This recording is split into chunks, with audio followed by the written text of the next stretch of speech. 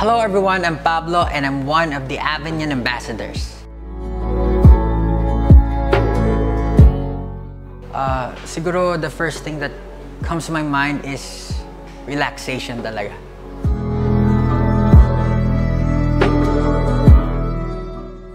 Siguro yung go-to skincare treatment ko dito sa Avignon is yung Silk Peel Facial. Gustong-gusto ko yun kasi may nilalagay silang mask na sobrang lamig sa mukha. After siyang ilagay, meron silang pinidikit na parang ice cubes or ice balls na feeling ko sobrang nakaka-refresh talaga sa pakiramdam.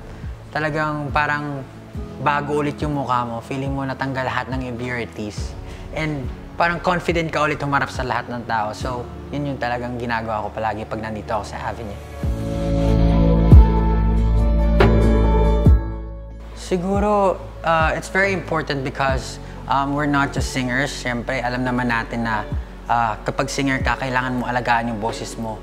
And kapag puyat ka or hindi ka nasa tamang kondisyon, siyempre kasama dyan yung tulog, yung natural hygiene, hindi mo maibibigay yung best performance na maibibigay mo.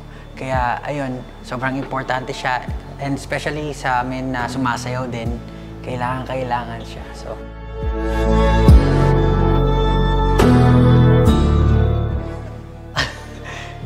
siguro yung soft wave kasi nabalitaan ko maganda daw yan eh.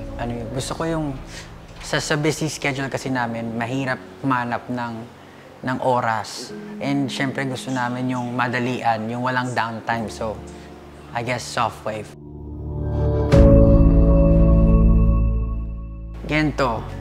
Kasi sa Gento, pinapakita niya yung individuality namin and at the same time, kami as a grupo, as SB19.